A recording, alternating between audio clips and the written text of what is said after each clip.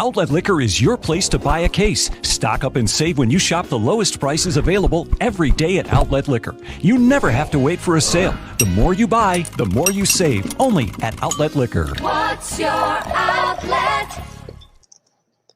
Folks, welcome into Degenerate Danger Zone. I'm your host, Ty B, and we got some guy named Steve here joining me, and we're going to be breaking down the best bets here for you tonight. And it's pretty much all baseball, but it's a dog of the summer, and we're here to help get you through it. Stevie, pretty good day yesterday in baseball, and we're going to look to keep that rolling. And we got to talk about the biggest storyline right now. Obviously, the last game, the Blue Jays will be in Buffalo. Unfortunate for us Jays fans, we get the rain out yesterday and they decided to reschedule that game up in Toronto. It is what it is. I get the decision like for home field advantage purposes, but you're playing so well here. It is what it is. Yeah. But it does allow Thomas Hatch to get moved back, and you get Robbie Ray in the start in for the start here. He's been absolutely phenomenal this year, Steve. What do you see in that game? I think we got to take the game, right? It's the final game in Buffalo for the Blue Jays. We got to bet it. So I'm kind of looking for an angle on it. And really, I'm going to take the Blue Jays spread here, -1.5. I really like Robbie Ray, what he's been doing this year, 8-4 on the year, a sub-3 ERA, a pretty decent whip. And he's pitching, I think, probably the best we've kind of seen him pitch throughout his career. And the last 4 starts for the Jays, or last 5 starts for Ray for the Jays, they're 4-1. They've outscored their opponents 28-12, and they're facing Garrett Richards, who, he's not a good pitcher, to put it lightly. 5-5 on the year, a 4.91 ERA, a 1.47 WHIP. But he's already faced Toronto 3 times this year, and they have 22 hits and 12 walks off him in just 16 2/3 of innings. He's gotten a little lucky with the runs, only giving up 10 runs in those 3 starts. But that's telling me that the Jays know how to hit him. They aren't chasing his bad pitches, and it's the last game in Buffalo. I think their offense is going to bounce back. They got crushed by the Red Sox 2 nights ago. Mm-hmm. I think they bounce back. The Jays' offense has been great since the All-Star break. It's been great in Buffalo all year long. But I was thinking the over, but I don't really want to root for the over tonight. I want Ray to have a good final showing in Buffalo. He's the ace of the squad right now. So I'm taking the run line. Jays -1.5 at -120. Love that there. And Stevie, I'm going to go back to the vault with some props on top of that because I'm with you on the run line there at the -1.5. But Vladdy to hit a home run. He's hitting another one before he goes back to Toronto. I know it. Plus 300 yet again, same as last night. But plus 400 now for him to hit a home run and for them to win.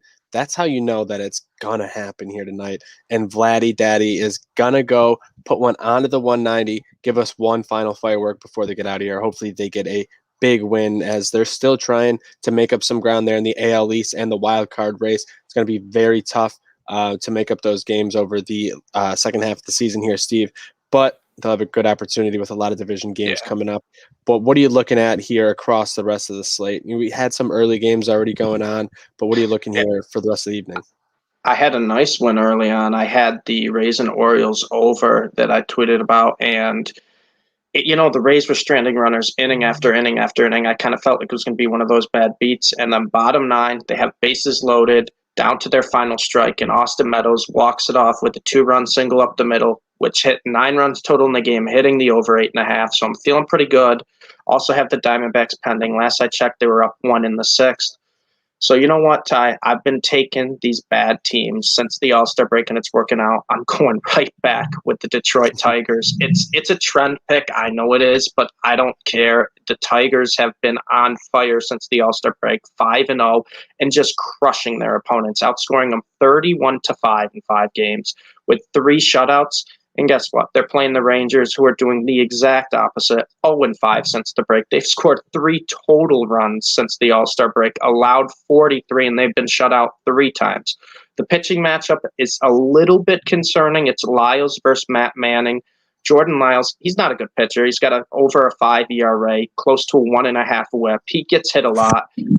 And Matt Manning, he has struggled. But I think what people forget about Matt Manning is his ERA, yes, it's 6.95, but it's inflated by the 9 runs he gave up to the Indians. His other 4 starts, he only allowed 2 in each of them, so he's been okay. He hasn't gone deep into the games, But Matt Manning, Ty, I mean, he's that type of prospect we like. He's been a top pitching prospect in baseball for the past couple of years. He struggled a little bit so far this year, but he's still got the stuff. It's just a matter of figuring a few things out.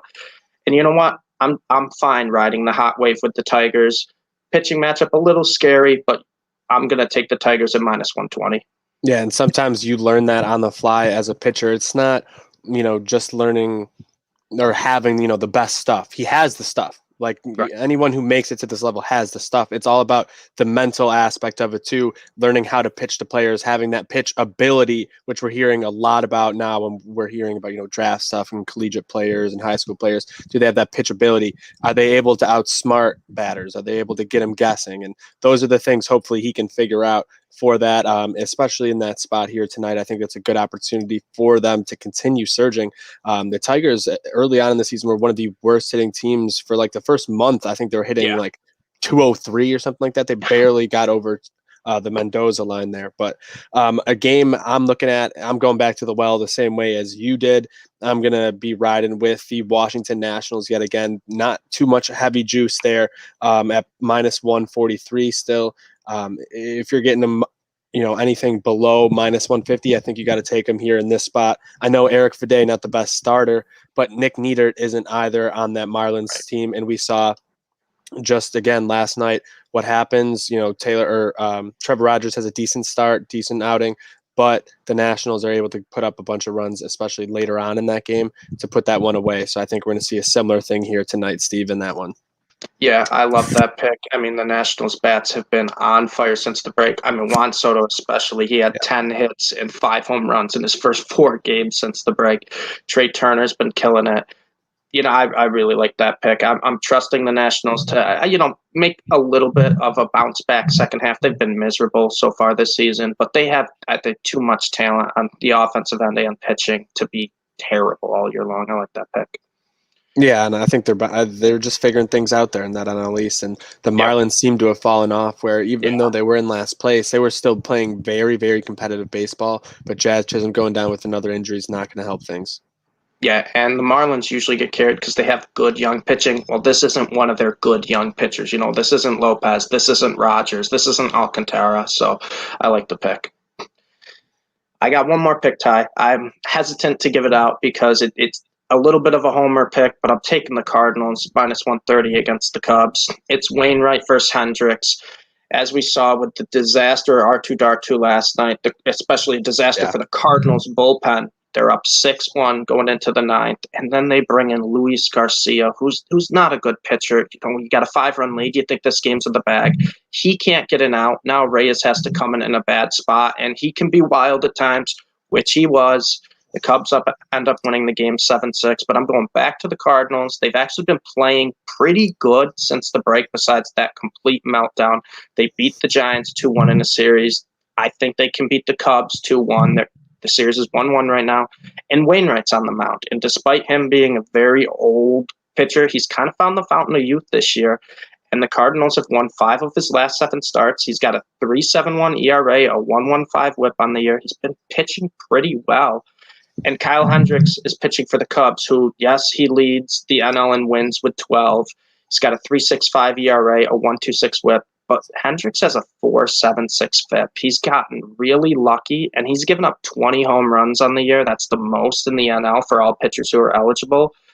The Cardinals have faced him 3 times this year. Yes, he's 3-0 against the Cardinals, but he's given up 17 hits in 19 innings. He's just gotten really lucky, and I kind of look where there's a big difference, right? Expected ERA and FIP to what their actual ERA is.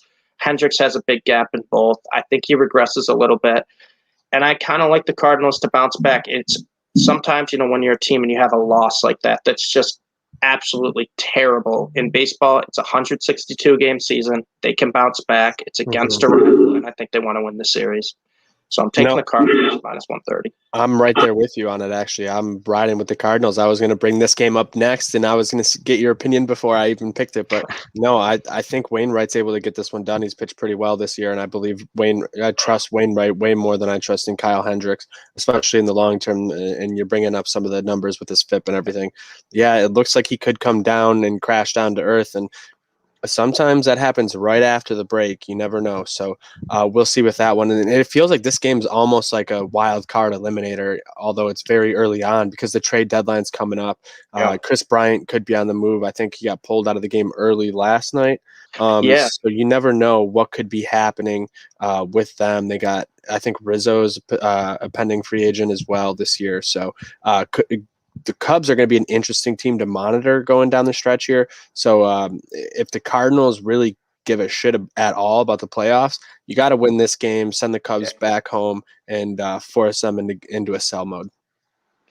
Yeah, and the Cardinals really, they don't have a choice. They have to start winning now because I don't think they're going to be selling anyone at the deadline. And they lost the game last night on one of their biggest strengths. Their bullpen's been one of their bigger strengths all year. Last night it let them down. I expect a bounce back. Absolutely. Love to see it. Hopefully we'll get that. So we're cashed on the free money again. That's like a minus 130, nothing too juicy there on a money line in baseball, and should be a very, very good game. And it'll be on ESPN tonight, so you'll be able to watch it without having to worry about anything if you're looking to bet on that. So we also do have some Olympic soccer tonight. Men's soccer, it's weird because it's U23, but they're allowed to have like 3 or 4 exempted players who are like over age. So I'm looking at this France-Mexico matchup. France doesn't really have any of their good stud, like high-end top prospects, if you will, but they do have Florian Thauvin, who's pretty good. Mexico didn't even make it out of the group stages in the last Olympics, but the Olympics before that, they had won it. They looked dominant in CONCACAF qualifying. I might be taking the double try there on the double chance on that one. You're getting even money, Mexico or the it's got to be the play. And if you bet each of them separately, you actually win more money than if you bet the 2 try together. Just so you know, it'd be either plus 135 or 275 you hit on. So you're actually better off not doing the double chance. Just if anyone's looking at that, I think Mexico has a good chance here tonight. Yeah, I mean, with soccer, I listen to you and Meerkat talk, and I'll tell it if I like it. Yeah, absolutely. And the Olympics are a weird one, especially in the men's side, like I said, with the U23 BS and these exempted players, and a lot of the big European clubs did not want any of their players to be sent over to play because of everything going on and whatnot. So, but that'll wrap it up for us here. Hopefully, we got you guys some free money. So make sure you guys follow us over at Degenerate Zone for more content. We got the Dart potentially being replaced if he doesn't get a win here tonight. So make sure you watch that video, see where the Dart's on, see if you want to tail him or fade him. He was all over the place today trying to find the board, but we'll see how that one plays out, and tons more content throughout the week, throughout the year for you guys. So make sure you guys stay tuned over there. Make sure you guys retweet if you're watching over on Twitter, like it, subscribe on YouTube, do all that good stuff, and make sure you get out there, go hammer the books, go hammer the creek, do whatever you got to do. Go out there, get that free money. Yes, go Jays, go, and good night now.